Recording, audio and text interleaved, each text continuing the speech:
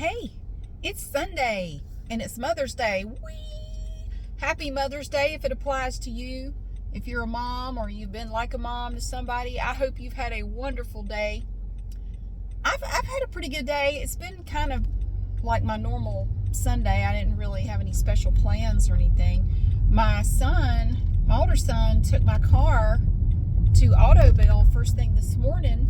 Well, he was going to take it first thing this morning to get it washed and vacuumed out. But I said, well, wait a minute. I told you I was going to Aldi first thing in the morning. And this was early this morning. I have to go to Aldi first. And so we're texting back and forth. He's in his bedroom down the hall, but we're texting back and forth. He goes, can I take your car now? I said, I was getting ready to go to Aldi because they open at 9. And he said, well, Autoville opens at 9. I was going to take your car. I said, well, can I just take it? Because he was going to take his car also. I said, can you just take your car first and let me run to Aldi and get some stuff? He said, fine. I said, you're not allowed to say to your mom on Mother's Day. He just kind of like, whatever. So he took his car, and so then I went to Aldi, and then when I got back, he helped me get all the groceries in, and then he got everything out of my car. Like, I had a bunch of stuff in the trunk. He brought everything inside and took it, and they vacuumed it out. They wiped it down on the inside. I'm gonna tell you my favorite thing, and they washed the outside. My favorite thing, I think this is my best Mother's Day present, and I didn't even expect this. They cleaned the inside of my windshield, which I have been meaning to do now for like 2 weeks. And I have this irrational hatred for cleaning the inside of my windshield. I don't know what it is. I have one of those tools, the little thing, and it's on a stick, and it makes it somewhat easier to clean because it's a very awkward angle and it goes way forward. I feel like I'm cleaning the inside of the windshield of a spaceship or something. Like, I tell you what's worse though, a Honda Odyssey minivan. My God, you need a spotter to clean one of those things. I don't even know. Why are you so far back from... I have a question. I see this all the time, and this has nothing to do with windshields. All right. I'm at a stoplight. Now, there's a vehicle right here. There is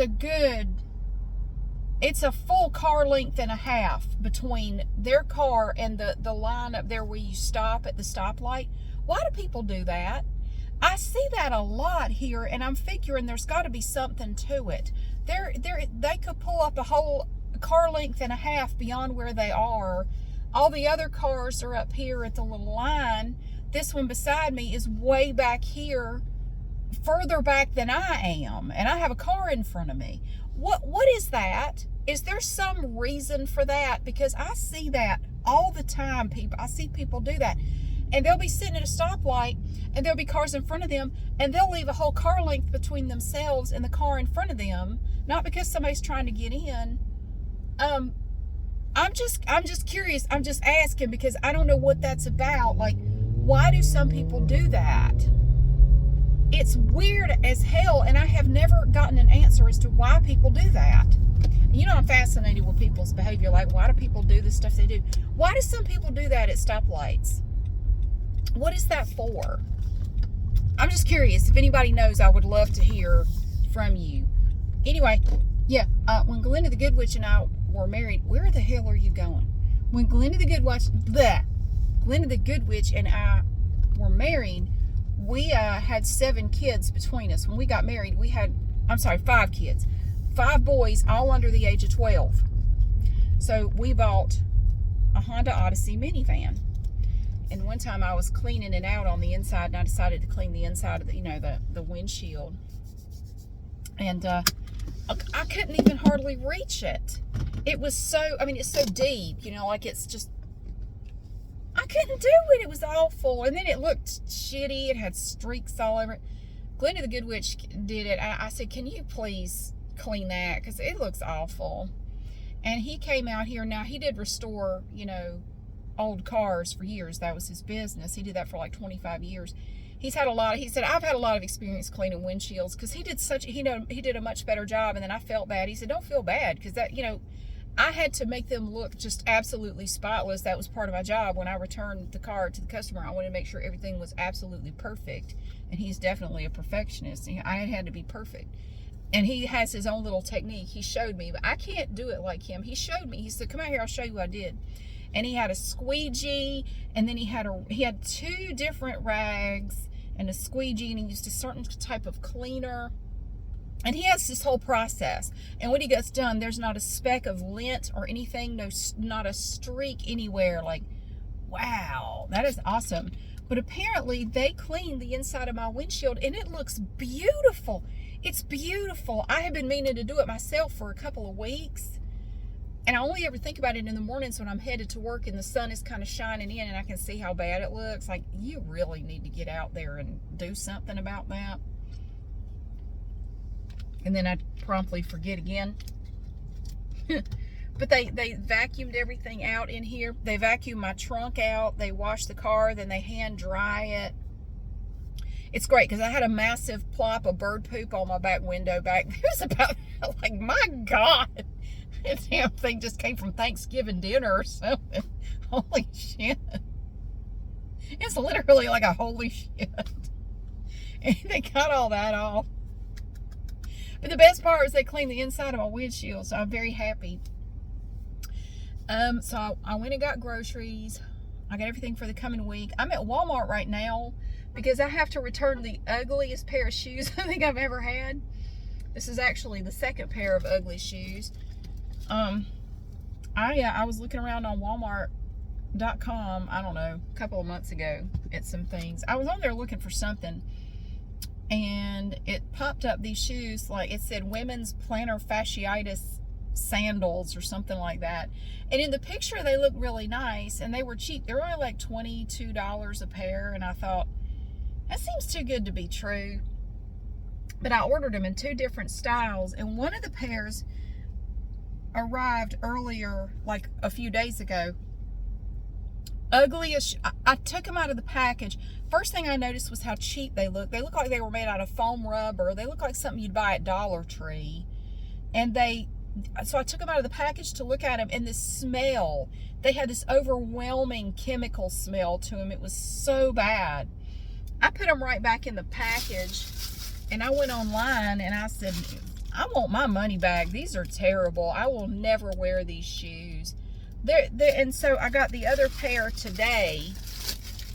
They're like foam rubber. They don't weigh anything. They're made out of just foam rubber. And they stink. They smell like, you know, the chemicals they put in a porta potty? It smells like those chemicals. They're made out of plastic. I mean, it's not even plastic. I wouldn't even rate it at that. It's plastic. Plastic. You might as well just go get a pair of damn jelly shoes at the Dollar General. These are the cheapest shoes. I wouldn't pay $2 for these shoes. So anyway, I initiated a return online. I'm going to take them back. And it said I can take them to any Walmart and return them. When I went to return the other pair, I went to a different Walmart, and the lady was very rude about it. She kept, you know, you have the little barcode in your email and they have the little reader thing, and it wouldn't read, and for some reason that was my fault, and she was like getting mad at me because it wouldn't read the thing. And I was very respectful, but I said, ma'am, it is not my fault if this store's equipment doesn't work as it should. And she apologized. She said, I'm sorry, it's just been a day. I said, I understand, but it's not my fault if you can't read, you know, if your little handheld thing cannot read the barcode that Walmart sent to me for you to read. That is not my fault. And I don't appreciate you trying to, you know, don't take it out on me. It's not my fault. So she apologized. She said, I just had a bad day. I said, no, I understand. I just, you know, why would I go out of my way to cause a problem for you? You know, I just want to return these shitty shoes. So I knew when the other pair arrived, it was going to be the same thing. Like, the other pair is going to be just as bad. Yep. Plastic. Definitely not worth $22 plus shipping. I forget how much the shipping was, but it was ridiculous. So I initiated the return and put in the comments that is just the poorest quality pair of plastic shoes I think I've ever seen. The other pair was worse than these, but these are bad too. I will never wear those shoes ever in a million years. So I want my money back. Anyway, I'm going to return those, and I'm going to run out to Joann Fabrics and Crafts. I'm going out there again to look for something for a wreath I want to do. Hopefully they'll have something pretty soon. I don't know, but I need to get on out there. But I thought I would do that. It's a really nice day. It's a little warm. My new neighbors,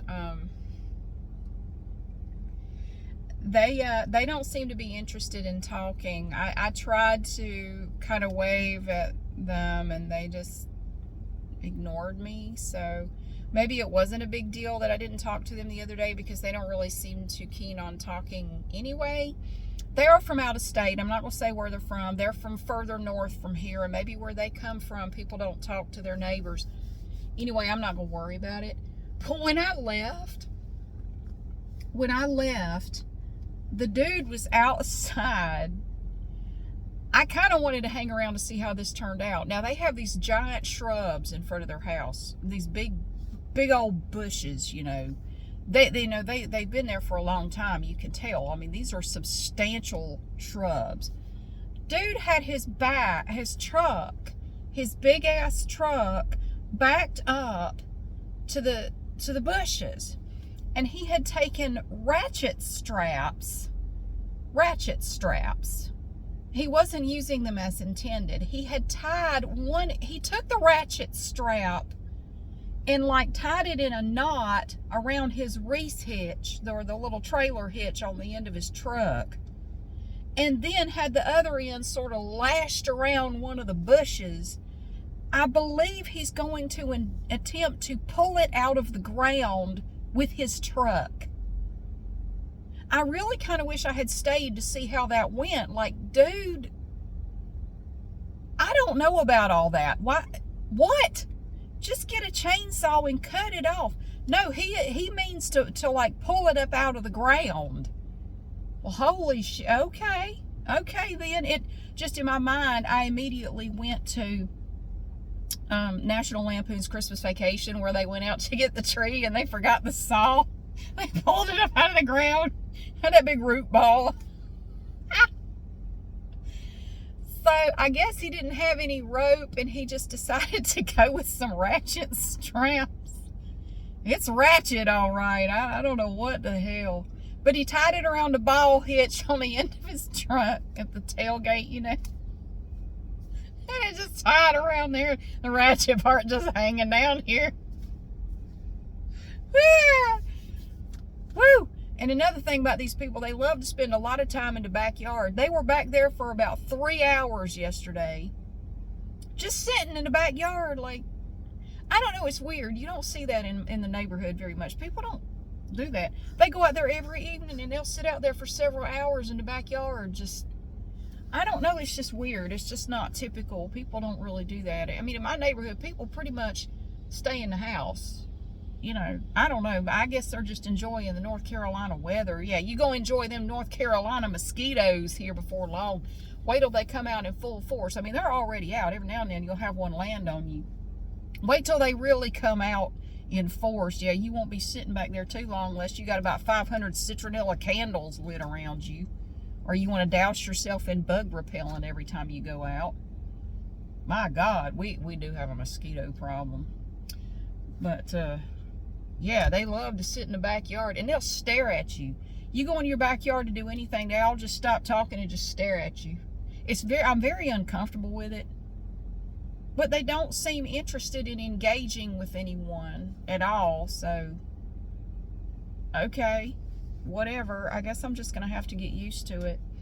But I did kind of want to talk to them out of courtesy, because the magnolia tree in their backyard, I've mentioned this before, their magnolia tree hangs way over into my yard. I mean, like way over into my yard.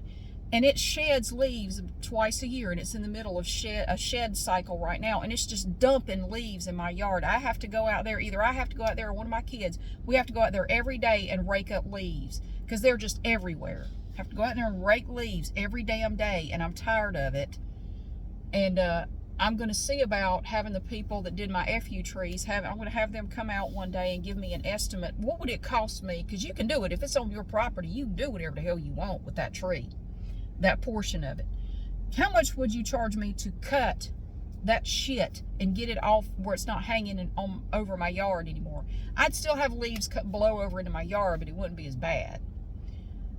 So I thought I would talk to them first. Well, I'll get the estimate first. First of all, I want to know how much it's going to cost. If it's going to be a whole lot, I may not worry about it. But, you know, if I decide to do it, I guess I'll need to talk to them just to let them know in advance, hey, here's what I'm going to do, and here's why I'm going to do it. I don't have to ask their permission. I can just do it. But out of courtesy, I kind of feel like I should talk to them about it first instead of having them just show up and do it. But it's an odd... I don't know what's going on over there, okay? We have 4 vehicles over there with out-of-state plates from wherever I'm assuming they're from.